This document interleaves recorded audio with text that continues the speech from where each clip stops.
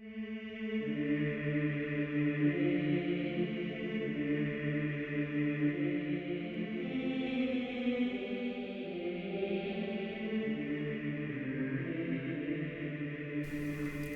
resent stories about destiny. That's not to say that I hate them, because I don't. I actually enjoy them a lot. I want to make this distinction very clear. What I feel is not hate, it's resentment. Destiny is a common trope of fantasy media. A hero of humble origin is chosen by fate to face impossible odds and vanquish a great evil that threatens the greater community. It's a simple narrative arc, and one that's foundational in literature. We see this basic idea used in games, TV shows, films, books. It's everywhere. But why is that? It's not as if destiny, chosen ones, and ancient prophecies are a normal part of everyday life. The fact that these concepts are so popular in media suggests that they must resonate with audiences on some level. Personally, what I like about these stories is that they allow me to live out the fantasy of being important. We are invited to identify with a protagonist who is different from others and uniquely essential to resolving the conflict. Maybe it's because they're born from royalty, or they have some latent potential, or maybe they're just stronger than everybody else. What matters is that the hero, and by extension you, have a special purpose. We're needed to play out this role, or else disaster will strike. It's inspiring to think that even if the tasks we face in our lives are daunting, we can rise to the occasion and triumph, just like our fictional role models. But a host of problems pop up when you dissect this narrative. If prophecy is used as a plot device, and the content of said prophecy isn't being concealed from the audience, then the story is making a statement about what direction it's going in. There are only a couple of ways such a statement can play out. The first is that the assigned destinies play out the way they are described. The outcome of the conflict was known, or at least accurately predicted, long before it transpired. This suggests fate is rigid and immutable, and paints the world of the story as fatalistic. The actors, hero and villain alike, are predestined to take the actions they do. This raises the question of whether they possess free will. Their actions have the appearance of being decided by divine mandate. And if that is the case, one could argue that there is no true heroism in fulfilling a purpose if you never truly had a choice in whether it was performed. Sometimes the prophecy contains an either-or statement. The world will come to ruin unless the hero triumphs. In which case the hero does have a choice, but it isn't really much of one. The hero's better nature, or the circumstances the hero finds him or herself in, compel them to fulfill the role assigned to them. The other major way a prophecy plot can resolve itself is that the prophecy statement is subverted. In some cases, the prophecy is misunderstood by the characters, in which case we get a dramatic reveal and the world remains fatalistic. In other cases, the prophecy is simply wrong or irrelevant. That special destiny we were promised is a lie. This gives us back our free will, but denies us the fantasy of having a special purpose assigned to us. The tension between purpose and choice is what interests me here. If the appeal of this type of plot is that we have an essential purpose to fulfill, then the power granted to us in deciding whether to follow our destiny is part of the fantasy as well. In real life, people often search for a purpose. It's something a lot of us, especially religious people, presume to exist. It's comforting to think that we exist for a reason and have a meaningful role to play in this world. It means everything has a pattern and direction, and that even though there is suffering and pain in the world, it must be culminating towards something positive, right? The problem is, I don't see that reflected in the world around me. When I came of age, there wasn't a meaningful role for me to fill. Society would tell me to get a good job and work hard, but at a time of economic recession, there's a shrinking middle class and wages have stagnated. It's difficult for anyone to apply themselves fully to a menial job while you are being crushed by anxiety of needing to make ends meet. And beyond yourself, there are wars being fought overseas that you've grown numb to, the cheap products you can afford are produced by exploited factory workers, and climate change looms on the horizon and leaves you worried about what the future's going to look like. Society needs you to participate. That's part of why stories about fulfilling your assigned role exist. Even crap jobs are necessary for the world to function, but it's hard to identify yourself with the roles available to you if you aren't valued for what you can contribute. Surviving doesn't feel like fulfilling a purpose, especially when there's bigger systemic problems festering in the background. Problems that each of us are more likely than not complicit in. So when I read or watch or play something and some vanilla dumbass kid with a sword is chosen to fix all the world's problems by toppling a crappy king or smashing a magic orb, I can't help but feel jealous. How come he has enough money to eat out and stay at every inn on the road? How come he gets all this free time to pursue his unambiguously righteous goal? Why can't Destiny hand me all the tools I need to make the world better? That would be a way better use of my time than cashiering at Walmart or whatever. But the thing is, I don't hate these stories. They're simple, yeah, but that's why I'm here.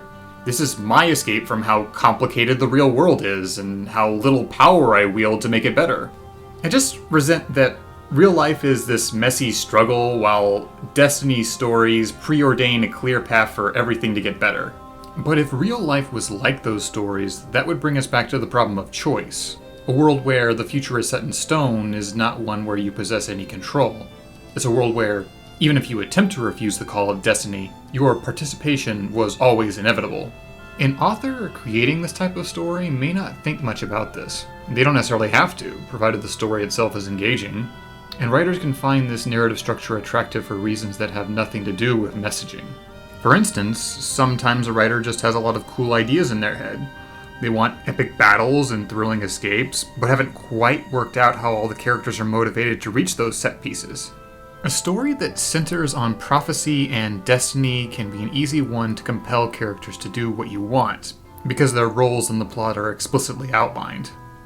Destiny allows the writer to mold the characters to fit the plot, and contrive motivation from thin air. Writers can be drawn to these tropes out of laziness or convenience. That's not that the tropes themselves are bad. They can and often are used to great effect. But novice writers, including myself once upon a time, are drawn to them because it allows us to force the characters to conform to the roles we assign them. The hero is good and the villain is bad because that's just how they're meant to be. Something else to consider is that most media formats are fatalistic in how we consume them. A book or a film is an experience set in stone. The choices of the characters are, in fact, predetermined by the authors of those works. Nothing changes when you revisit them unless the work is a choose-your-own-adventure or experimental in some way. Video games, despite being interactive, are also fatalistic in this way. Every choice and set piece a player makes is a scenario designed by the developer in some way, and the range of possible situations and outcomes is limited to what the developers have the time and money to create. Not only that, but video games love chosen one narratives. They allow the developer to throw tasks at the player that they have no choice but to complete, because it's the protagonist's role in the story. If you want to finish the game, you have no choice but to fulfill the assigned destiny. And as constricting as all that might sound, I think it can actually be rather comforting. The fantasy of having a special purpose feels nice, even if there is an implicit loss of choice. But what I find troubling about this is the implications for the characters who aren't the chosen one. Chosen ones are powerful. They are equipped by destiny to act as agents of change in the world. The gift of a sacred sword is one of the more common symbols for this. It is an implement by which the evil representing all systemic problems can be slain. These characters have the latent potential or the natural talent necessary to win. Maybe they even have royal blood. Even if they aren't aware of the conflict yet, they are the ones the outcome depends on. And if you aren't that dude, or one of his friends, it sucks to be you. The role for everyone else in the story is to be the victim of the antagonists. They are the stakes of the conflict. They exist to suffer and then either die or be saved by the hero. They are weak and helpless, so the hero can appear so much more powerful and competent by comparison. The difference between these two roles is vast. If the victim tries to fight against the villain, they either have to do it as backup for the main character or else be doomed to fail. The victim is powerless on their own, and there's nothing they can do to make the world better. And if I stop for a moment and pretend that the real world is as fatalistic as the media I consume, It's clear which one of these archetypes I resemble more. I'm the victim, and it's hard not to resent that. There's a certain hierarchical and paternalistic slant to all this. These stories imply that there are people out there with the inborn traits or resources necessary to be the key to saving the world. The fact that these people are typically the rightful heir to a monarchy makes the subtext clear. If fate has chosen anyone to be the deciding factor in the fate of the world, it's the upper class. This can be masked by giving the hero a humble backstory, but the role of Chosen One itself is something that's inherent. The structure of the story tells us this person is intrinsically better than everyone else. It's just born into them. And if the rest of us can't do the same, that's because our assigned fate is to content ourselves with whatever menial crap job might be available. And that leaves me wondering about the divine forces that orchestrated all of this. Normally, stories don't dig too deeply into explaining where a given prophecy came from. If they came from some sort of god, is that god all-powerful? If so, what would motivate them to create a drama? If a villain rising and creating conflict is part of the divine plan, the god does not appear to have the interests of the victims at heart. Another possibility is that the god is merely all-knowing, meaning they're able to foresee the results of the characters and arrange the pieces so that the best outcome for everyone is achieved. Some titles address this dissonance by making fate something the protagonist must rail against and defeat. The cosmic force that assigns destiny is manipulative and somehow profits from cycles of heroism and villainy. Here, the protagonist chooses to break from their assigned role to create a better world. This grants the Chosen One free will, but paints the world as bleak or amoral. The deity only offers us the illusion of purpose to exploit us. The universe itself is indifferent, and the characters are left to construct meaning for themselves.